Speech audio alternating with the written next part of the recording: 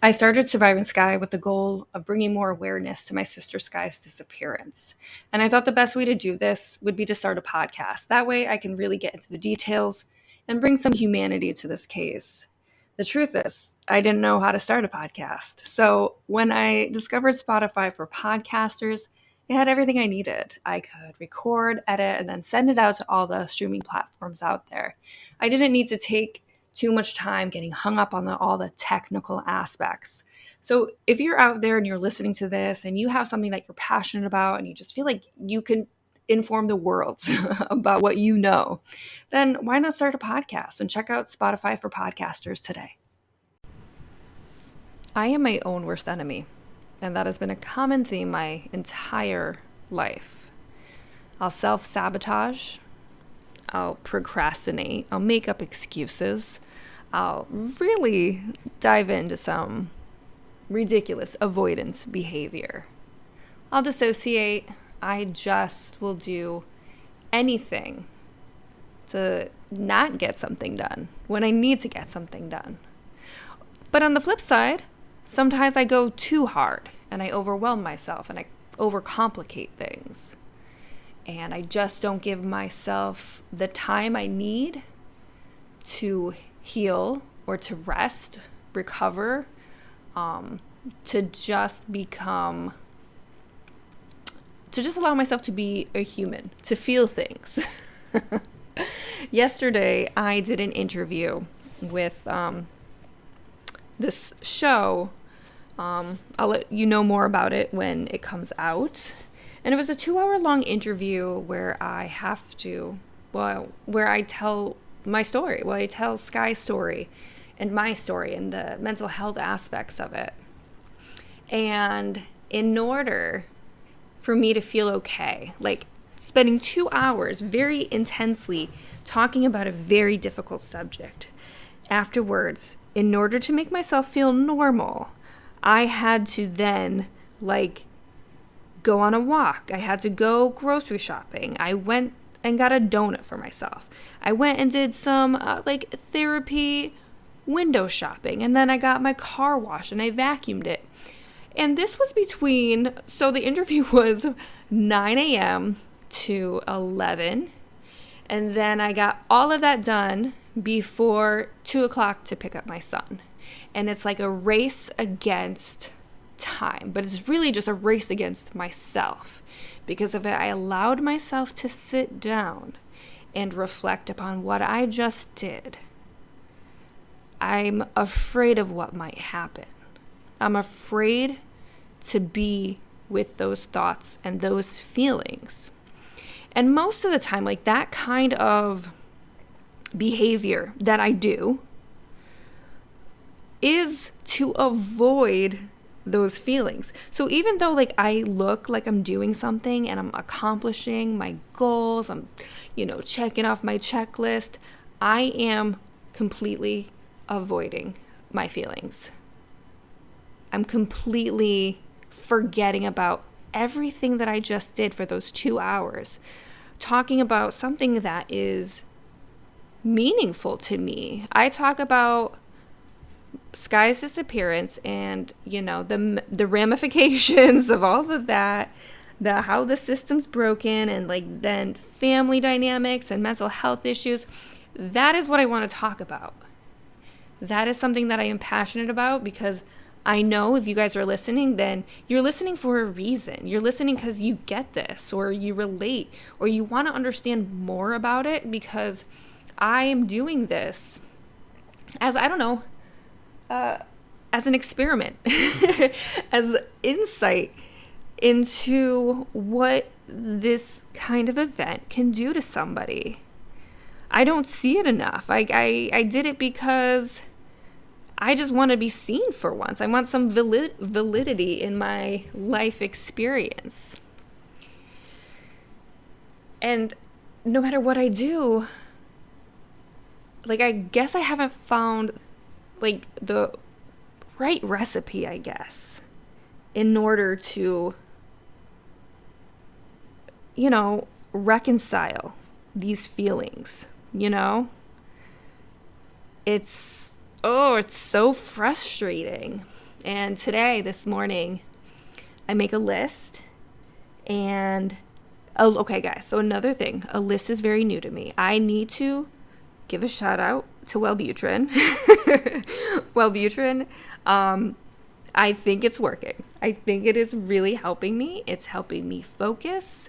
I'm going through and I'm more focused on my day-to-day life, on the people around me, and I'm feeling a little bit lighter overall. I was hitting a slump just a few weeks back where I was really down.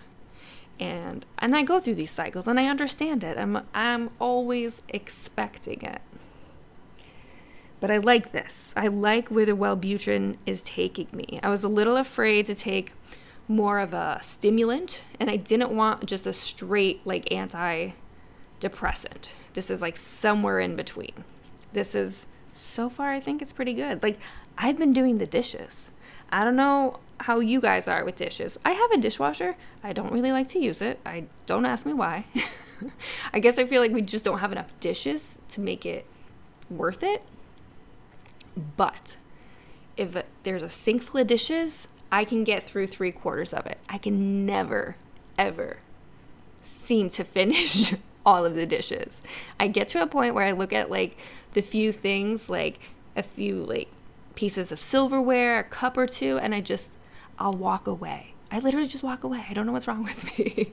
But I have been able to finish the dishes, which is a funny thing to be so thrilled about. But honestly, guys, it is the little things when you're dealing with so much.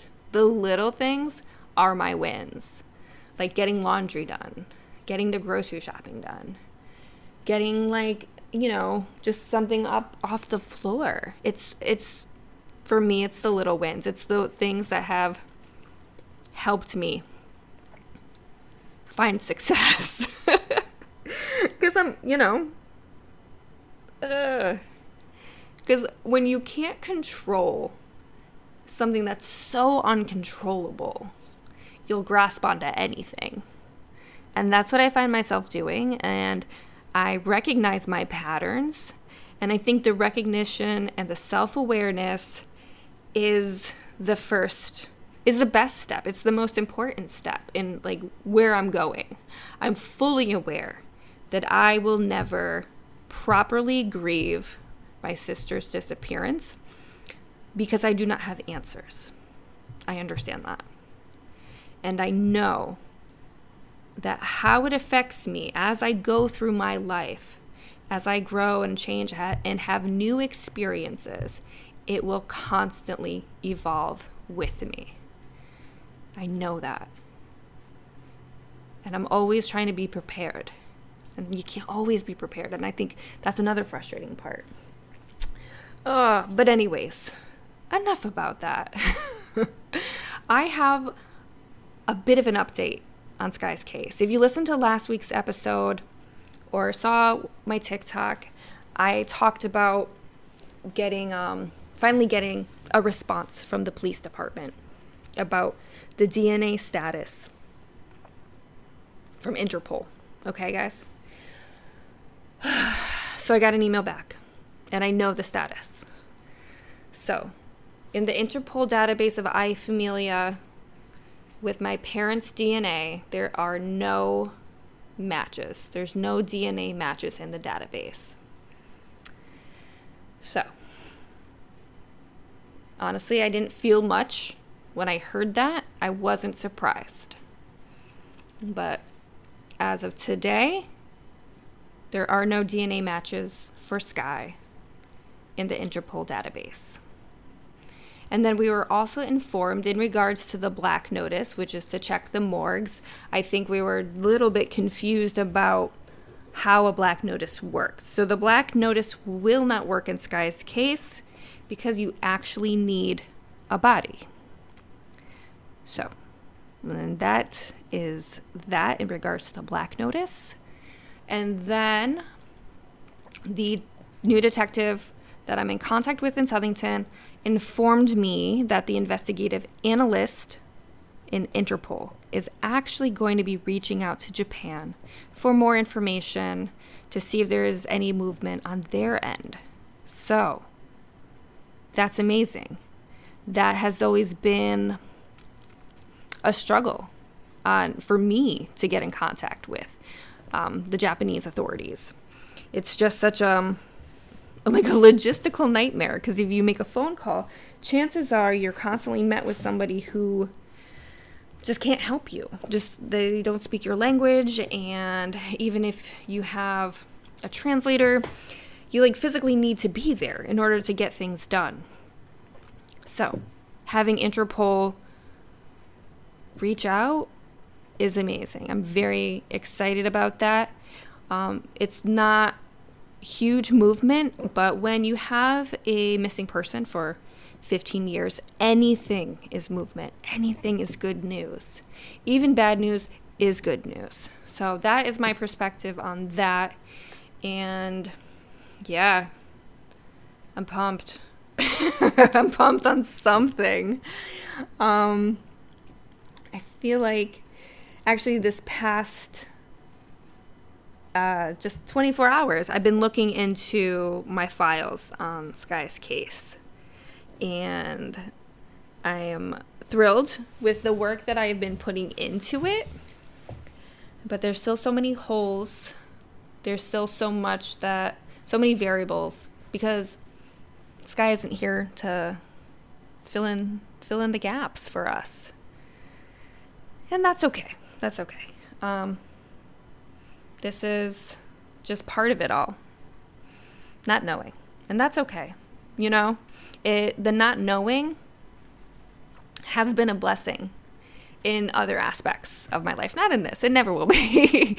The not knowing will never get easy.